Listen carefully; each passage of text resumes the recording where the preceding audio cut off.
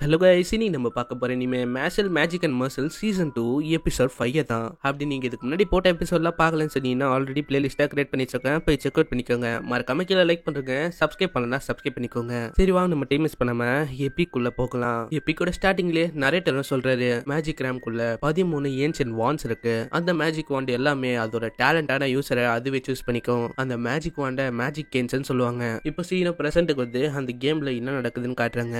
எல்லா டீம்லயும் மூணு பேர் இருக்காங்க. அவங்களுக்கு என்ன வேலைனா இந்த மாதிரி மத்தவங்க கிறிஸ்டலை வந்து அவங்க உடைக்கணும். இந்த சைடு நம்ம ஃபின்னோ அங்க தனியா மாட்டிக்கிறான். அவனு சொல்றான், இந்த மாதிரி என்ன எதுக்கு தனியா விட்டீங்க, இது வந்து டீம் மேட்ச் தானே சொன்னீங்க, எப்படி இப்படி பண்றீங்க, நீங்களாம் நல்லா இருப்பீங்களா எப்படின்னு இவனும் ஒரு சைடு அழுதுன்னு இருக்கான். இந்த சைடு நம்ம டாட்டியும் மேஷையும் காட்டுறாங்க. அவங்களும் யோசிக்கிறாங்க, இதே மாதிரி விட்டா அவ்வளவுதான் ஏதாச்சும் பிரச்சனை வந்துடும், நம்ம வந்து சீக்கிரமா நம்மளோட ஃபின்னை கண்டுபிடிக்கணும். இந்த சைடு நம்ம லான்ஸ் இருக்கான். இந்த சைடு நம்ம லான்ஸோ யோசிக்கிறான், இந்த மாதிரி என்னோட ஃப்ரெண்ட்ஸ் வந்து கண்டிப்பா பிரச்சனையில தான் இருப்பாங்கன்னு நினைக்கிறேன். நெக்ஸ்ட் சீன்ல நம்ம ஃபின்னை தான் காட்டுறாங்க. அவனும் யோசனை இருக்கான், இந்த மாதிரி நம்மளோட ஃப்ரெண்ட்ஸ் அதாவது டாட் மேஷ் இவங்க கையில எந்த விதமான கிறிஸ்டலும் இல்ல, அப்போனா என் கிட்ட தான் மொத்த மேட்சுமே இருக்கா, அப்ப எப்படியாச்சும் நான் வந்து இந்த கிறிஸ்டலை ப்ரொடெக்ட் பண்ணும், இதுக்காக என்னோட லைஃபை கொடுத்தாச்சு நான் ப்ரொடெக்ட் பண்ணும். இப்படி இவனும் சொல்ல இருக்க, திடீர்னு பார்த்தா அங்க அடிதடி பண்ற மாதிரி அங்க சவுண்ட் எல்லாம் கேக்குது. இதனாலே அவனும் முன்னாடி போய் பார்க்க, அங்க பார்த்தா நம்ம கார் பார்க்கியோ அவன் பார்த்தா இன்னொரு பர்சனை பயங்கரமா அடிச்சு போட்டு இருக்கான். அவன் வந்து அங்க எதுவுமே பண்ணல, அவனோட உடம்புலயே ஒரு நைஃப் எடுத்து அவனையும் அவன் குத்திக்கிறான். அவனு குத்திக்கினே சொல்றான், இந்த மாதிரி நம்மளோட ஃபேட் தான் நம்மள டிசைட் பண்ண வைக்கும், இந்த மாதிரி யாரு ஸ்ட்ராங்கா இருக்கான்னு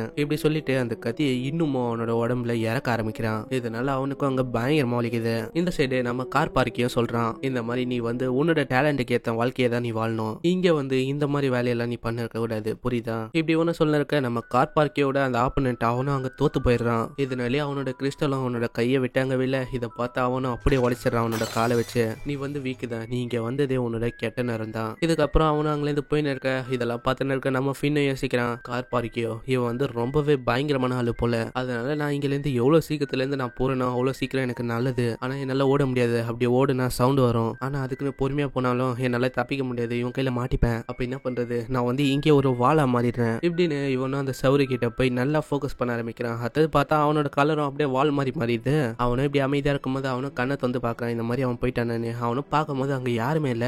இதை பார்த்தோன்னே தான் நம்ம ஃபின்னுக்கே அங்க ஒரு நிம்மதி. ஆனா திடீர்னு நம்ம கார் பார்க்கவும் பின்னாடி வந்து கேக்குறான், ஹே தம்பி இங்க என்னப்பா பண்ற, அது வந்து நான் வந்து ஒரு வால் இப்படின்னு இவனும் சொல்ல. திடீர்னு பார்த்து நம்ம கார் பார்க்கியோ அவன் பின்னாடி ஏதோ ஒரு ஸ்டாச்சுவும் வந்தது. இதை பார்த்து நம்ம ஃபின்னும் அங்க பயந்து போயிடுறான், ஹேய் என்னை வந்து விட்டுரு, நான் வந்து என்ன வேணா பண்றதுக்கு தயாரா இருக்கேன் இப்படி சொன்ன செகண்டே அந்த ஸ்டாச்சு உங்களை இருந்து மஞ்சு போயிடுது. இதுக்கப்புறம் தான் நம்ம கார் பார்க்கியோவே சொல்றான், ஹேய் நீ வந்து ஃபின்னு தானே, அதாவது கஷ்டப்பட்டு எவ்வளவு தூரம் வந்தியே அவன் தானே நீ. இதை கேட்டு அவனும் யோசிக்க ஆரம்பிக்கிறான், அப்போனா நான் வந்து ரொம்பவும் ஃபேமஸ் ஆயிட்டேன்னா என்ன, ஆனா என்ன பண்றது என்னோட கெட்ட விஷயத்தினால நான் ஃபேமஸ் ஆயிருக்கேன். இதுக்கப்புறம் தான் நம்ம கார் பார்க்கியோவே சொல்றான், உன்னை வந்து எனக்கு தெரியும், ஆனா உன்ன மாதிரி ஆளுங்க நீலாம் இங்க என்ன பண்ற, ஏன்னா உன்ன மாதிரி ஆளுங்களாம் ஈஸ்டர்ன் அகாடமிக்கு எப்படி வந்தீங்க, எனக்கு தெரிஞ்ச வரைக்கும் உன்னோட பிரதர் என்ன ஹெல்ப் பண்றானா என்ன, அதுவும் இல்லாம நீ கேண்டிடேட் எக்ஸாம் எவ்வளவு தூரம் வந்துட்ட, உன்ன மாதிரி குப்பெல்லாம் எவ்வளவு தூரம் வரதை பார்த்தா எனக்கு வந்து ரொம்பவும் கடுப்பா தான் இருக்கு. அதனால தான் சொல்றேன், உன்ன மாதிரி குப்பெல்லாம் குப்பையில தான் இருக்கணும், இந்த மாதிரி அந்த கிறிஸ்டல் அதை வந்து எனக்கு குத்துரு, உன்னோட வேலை வேற எங்கேயோ இருக்கு, இங்க இருக்க கூடாது நீலாம். ஆனா இதெல்லாம் கேட்டு இருக்க நம்ம ஃபின்னோ அங்க அந்த கிறிஸ்டலை பார்த்து யோசிக்கிறான், நான் வந்து அப்படி பண்ணக்கூடாது, ஏன்னா இந்த கிறிஸ்டல் மேல தான் நம்ம மேஷோட ஃபியூச்சர் டிபெண்ட் ஆயிருக்கு, அதனால நான் வந்து இதை அவன் கையில கொடுக்க கூடாது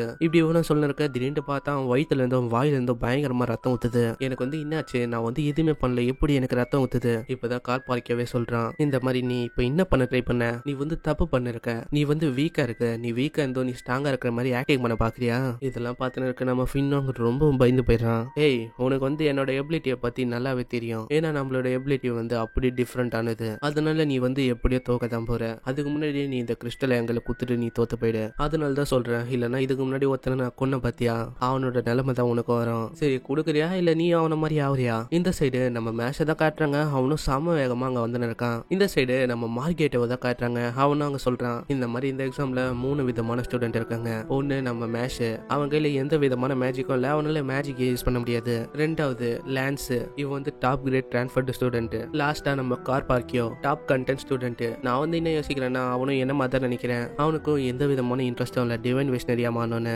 அவனு என்ன மாதிரி தான் அந்த ஆக்டரும் அம்பிருப்பான்னு நினைக்கிறேன், என்ன அனுப்புற மாதிரி தான் அவனையும் அம்பிருக்காங்கன்னு நினைக்கிறேன். கார் பார்க்கியோ வந்து ஒரு ப்ரோலஜி, ஏன்னா அவனை ஒரு வாண்ட் வந்து சூஸ் பண்ணிருக்கு, ஏன்னா அந்த வாண்ட் வந்து ஒரு ட்ரெஷரு, அவனை இப்படி சொல்றதுல தப்பே இல்லை, அவன் வந்து இந்த அகாடமியோட ஒரு ட்ரெஷரு, ஆனா இருந்தாலும் அவன் வந்து இன்னமும் வேகல, அவன் வந்து பாதி தான் வேகிருக்கான். இதுக்கப்புறம் அவனும் ப்ரேயர் பண்ணிக்கினே சொல்றான், இந்த மாதிரி நன்றி என்னை வந்து இந்த உலகத்துக்கு எடுத்துட்டு வந்ததுக்கு. இந்த சைடு நம்ம கார் பார்க்கியவோ அங்க பார்த்து சொல்றான், மரியாதையா இந்த கிறிஸ்டலை எனக்கு குத்துரு, நான் வந்து இந்த கிறிஸ்டலை என்னால கொடுக்க முடியாது, நான் வந்து கடைசி வரைக்கும் இதை ப்ரொடெக்ட் அட்டாக் பண்ணணுமே, அதுவும் இல்லாம இதுதான் ஒரே ஒரு வாய்ப்பு. இவன் வந்து இப்போ என்ன அண்டர் எஸ்டிமேட் பண்றான்னு நினைக்கிறேன். இதுதான் என்னோட வாய்ப்பு. நான் வந்து இப்போ என்னோட மேஜிக் யூஸ் பண்ண நினைக்கிறேன் இப்படின்னு அவனோட வாண்ட் எடுக்கிறான். அவனும் வாண்ட் எடுத்ததுக்கு அப்புறம் அங்க வந்து ஒரு சாண்டிங் பண்ண ஆரம்பிக்கிறான். இதை பார்த்து நம்ம பார்க்க இருக்கவும் யோசிக்கிறான் அப்படின்னு ஆக போகுது. இப்படி இவனும் யோசனை இருக்க பார்த்தா நம்ம ஃபின் வந்து அங்க இருந்து ஓடி போயிட்டு இருக்கான். பின்னாடியே நம்ம பார்க்க இருக்கவும் ஓடி வர ஆரம்பிக்கிறான். இதை பார்த்து நம்ம ஃபின் அவனோட மேஜிக் யூஸ் பண்ண இதனால நம்ம பார்க்க இருக்கோ அங்க இருந்து டெலிபோர்ட் ஆகி வேற ஒரு இடத்துக்கு வந்துடுறான். இதுக்கப்புறம் அவனும் அந்த இடத்துக்கு வந்தோடனே தான் யோசிக்கிறான், இது வந்து இந்த இடம் நான் ஆல்ரெடி பார்த்திருக்கேன். இங்கே தான் அந்த ஃபர்ஸ்ட் ஸ்டூடெண்ட்டை நான் வந்து தோக்கடிச்சேன். அப்போ நான் ஃபின் வந்து ஒரு விதமான மேஜிக் யூஸ் பண்ணியிருக்கான். இதனால லொகேஷன் வந்து சேஞ்ச் ஆயிடும். ஓ இதுதான் அவனோட பவரா? ஆனா எவ்வளவு நேரமா இவனோட மேஜிக் எதுக்கு இவன் யூஸே பண்ணல. ஓ இப்பதான் புரியுது. இவன் வந்து எவ்வளவு நேரமா நான் வந்து எப்போ கவனத்தை செதற விடுவேன்னு பார்த்துன்னு இருந்தானா.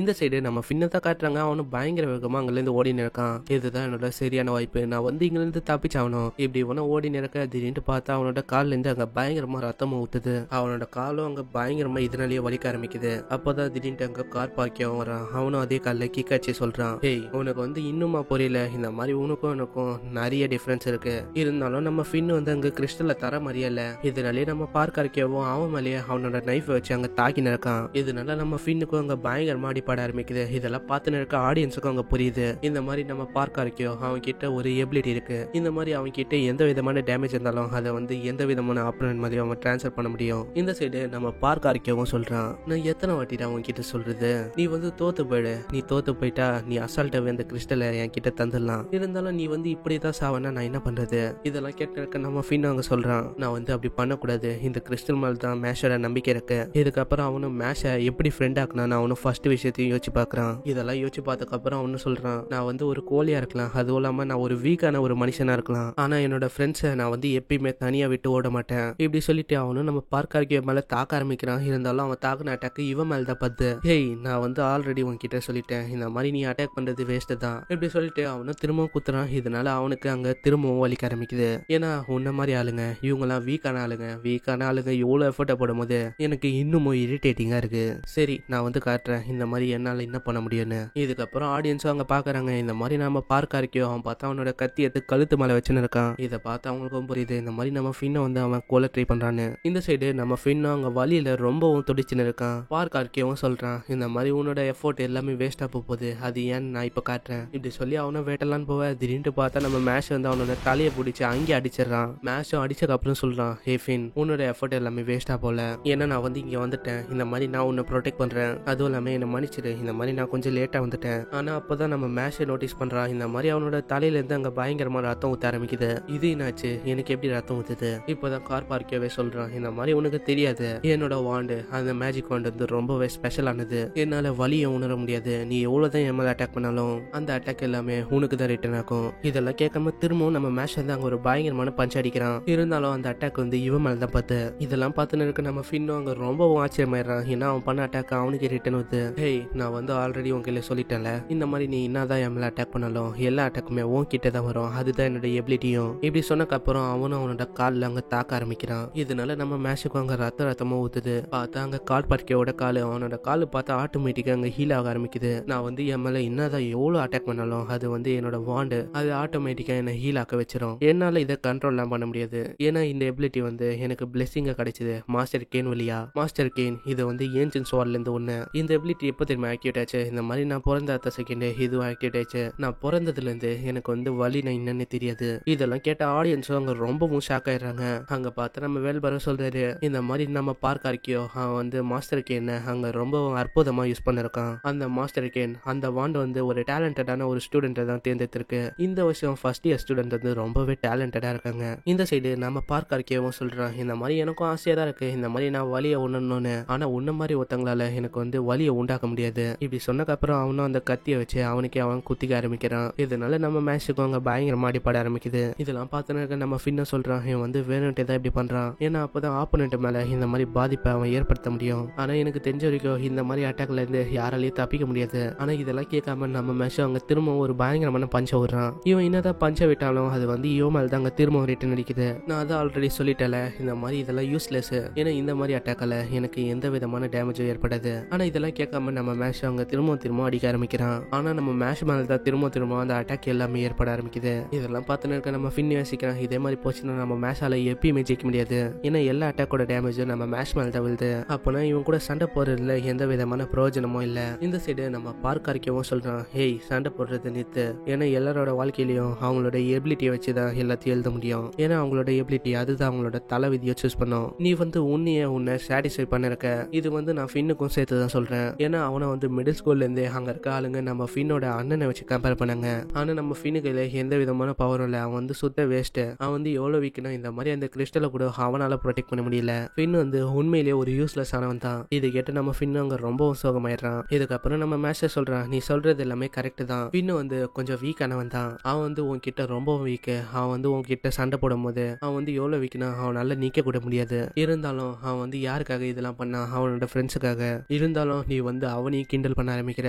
இதுக்காக நான் உன்னை விட மாட்டேன். இப்படி சொன்னக்கப்புறம் அவனும் நம்ம பார்க்க வைக்க மேல பயங்கரமான பஞ்சஸை விட ஆரம்பிக்கிறான். இருந்தாலும் நம்ம மேட்ச் மேலே அங்க படுது. அவனும் படும் போதே சொல்றான், நான் இதே மாதிரி பஞ்சஸ் நான் திரும்ப விட்டேன்னா அவனோட ஹீலிங் மேஜிக்கோட டைமிங்கை என்னால குறைக்க முடியும். இதுக்கப்புறம் அந்த ஸ்டாச்சுவை காட்டுறாங்க. அந்த ஸ்டாச்சு மேலேயும் ஒரு கிராக் விழுது. திரும்ப நம்ம மேட்சும் அவன் மேல பஞ்சஸை விட அங்க பார்த்து அந்த ஸ்டாச்சுவும் கொஞ்சமா கிராக் ஆகுது. இதை பார்த்து நம்ம பார்க்க வைக்கவும் ரொம்பவும் ஆச்சரியமாயிடுறான். இது எப்படி நடக்குது? இந்த மாதிரி ஸ்டாச்சு எப்படி உடையுது? அப்போனா இந்த ஸ்டாச்சுக்கும் ஏதோ ஒரு லிமிட் இருக்கா என்ன? அப்படிலாம் இல்லையே. ஆனா அதுக்குள்ளேயே நம்ம மேட்ச் ஒரு பயங்கரமான பஞ்சம் அவனோட மூஞ்ச விடுறான். இதனால இந்த ஸ்டாச்சுவும் கொஞ்சமா உடையுது. என்னால நம்ப முடியல. நீ எப்படி இதெல்லாம் பண்ற? நான் என்ன அவ்வளவு வீக்கா என்ன? ஆமா நீ வீக் தான். உன்னோட நான் 10 லட்சம் மடங்கு ஸ்ட்ராங் ஆனவன். நீ இதை நீ எப்போ ரியலைஸ் பண்ணுவியோ அப்போ உன்னால என் முன்னாடி நிக்க முடியுமா என்ன? இதே மாதிரி நம்ம ஃபின்னு அவன் நீ எவ்வளவுதான் ஸ்ட்ராங்கா இருந்தாலும் அவன் ஓ முன்னாடி நின்னா. இதெல்லாம் கேட்டு நம்ம ஃபின்னுக்கும் அவ்வளவு சந்தோஷம். இந்த சைடு நம்ம பார்க்க அறிக்கவும் ரொம்பவும் ஆச்சரியமாயிடுறான். மேஷ் உன்கிட்ட எந்த விதமான பாடி இருக்கு? ஏன்னா முதல் முறையா காடஸோட பாடியில கிராக் எல்லாம் விழ ஆரம்பிக்குது. ஆனா நீ இப்படி பண்ணதா ஒரு நல்லதுதான். ஏன்னா காடஸோட பாடி இதனால ட்ரிகர் ஆயிடும். இதனால அந்த காடஸோட பாடியும் அங்க இன்னமும் ஸ்ட்ராங் ஆகுது. அந்த காடஸ் கிட்ட பார்த்தா நிறைய இன்ஜெக்ஷனும் வருது. இப்பதான் நம்ம பார்க்க அறிக்கவே சொல்றான், இந்த மாதிரி நீ என் மேல எவ்வளவு அட்டாக் பண்றியோ அவ்வளவுக்கு அவ்வளவு இது ஸ்ட்ராங்கா மாறும். இப்படி சொன்னக்கு அப்புறம் அந்த சேலையும் அந்த இன்ஜெக்ஷனை வச்சு பயங்கரமா தாக்க ஆரம்பிக்குது. நான் இப்போதைக்கு உன்னோட கதையை முடிக்கிற மாதிரி இல்ல. ஏன்னா எனக்கு ரொம்பவே எக்ஸைட்டிங்கா இருக்கு. ஏன்னா உன்ன மாதிரி ஆளுங்களும் இந்த உலகத்துல இருக்காங்கன்னு. இதுக்கப்புறம் நம்ம மேஷம் அவங்கள இருந்து தப்பிச்சு வெளில வரான். அவனும் வெளில வந்ததுக்கு அப்புறம் அந்த பாக்கெட்ல இருந்து அந்த அயன் வாண்டியை வெளில எடுக்கிறான். அவனும் அதை பிடிச்சி இழுத்து அதை ஒரு பேட்டா மாத்திடுறான். இதெல்லாம் பார்த்துன்னு இருக்க ஆடியன்ஸும் அங்க ரொம்ப ஷாக் ஆயிடுறாங்க. மேஷோட விரல்ல எவ்வளவு ஸ்ட்ரென்த் இருக்கா? ஏன்னா அது ஒரு அயன் வாண்டு. அதையும் இவன் கையால இப்படி மாத்துறான். இதுக்கப்புறம் நம்ம மேஷம் அதை டென்னிஸ் பேட்டா மாத்திடுறான். அங்க ஏதோ ஒரு விஷயத்த அவன் பாலை மாத்தி அதை தூக்கி அந்த ஸ்டாச்சோட முகத்திலே போட்டு அடிக்கிறான். அந்த பாலம் பட்டு ரிட்டன் வர திரும்பவும் அவன் தாக்க ஆரம்பிக்கிறான். இதெல்லாம் பார்த்துன்னு இருக்க ஆடியன்ஸ் தான் அங்க ரொம்பவும் ஆடி போயிட்டாங்க. ஏன்னா நம்ம மேஷ் அந்த இன்ஜெக்ஷன் அட்டாக் அதுல இருந்து தப்பிக்கிறான். அதுவும் இல்லாம அந்த பாலை தூக்கி அவனோட மூஞ்சில அடிக்கிறான். இதுக்கப்புறம் நம்ம மேஷ் அங்க குதிச்சு அந்த பால் எடுத்து அந்த ஸ்டாச்சோட முகத்திலே ஓங்கி அடிக்கிறான். இதனால அந்த ஸ்டாச்சுவும் உடைஞ்சது.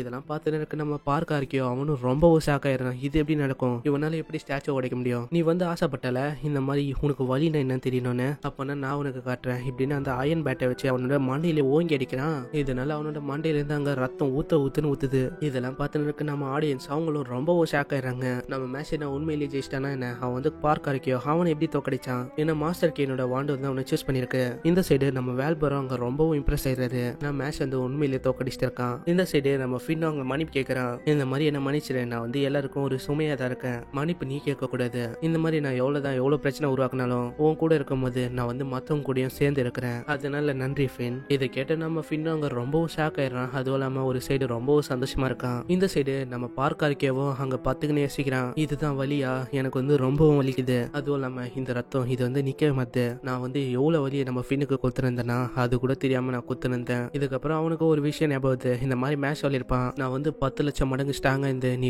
என் கிட்ட நிப்பியா? நம்ம ஃபின்னு உன் கிட்ட இந்த மாதிரி இதெல்லாம் யோசிச்சு பார்த்துட்டு அவனும் சொல்றான், டிஃபரன்ஸ் ரொம்பவே பெருசா இருக்கு. என்னால உன்ன மாதிரி ஆளுங்க கிட்ட ஜெயிக்கவே முடியாது. இந்த சைடு நம்ம மேட்ச் நம்ம ஃபின்ன ஷோல்டர்ல வச்சு அங்க தூக்கிட்டு போயின்னு இருக்கான். இப்படி அவங்க சந்தோஷமா போறதோட இங்க இந்த எபிசோட முடியுது. இந்த எபிசோட உங்களுக்கு பிடிச்சிருக்குன்னு நினைக்கிறேன். பிடிச்சிருந்தா கீழே லைக் பண்றேங்க. அப்படி நீங்க சப்ஸ்கிரைப் பண்ணலன்னு சொன்னீங்கன்னா சப்ஸ்கிரைப் பண்ணிக்கோங்க. ஏன்னா அப்பதான் இதுக்கத்த ஒரு எபிசோட்லாம் நோட்டிபிகேஷனா வரும். மறக்காம இந்த வீடியோ எப்படின்னு கீழே கமெண்ட் பண்றேங்க. அப்படி என்ன கமெண்ட் பண்ணணும் தெரியல, ஒரு ஹார்ட்டின் கொடுங்க, அதுவே எனக்கு போதும். ஸோ இவங்க இந்த வீடியோவை இங்கே முடிச்சனால நானும் இந்த எபிசோட இங்கே முடிச்சுக்கிறேன். உங்களை நெக்ஸ்ட் வர வேற லெவல் எபிசோட சந்திக்கிறேன். அது வரைக்கும் சைனரா.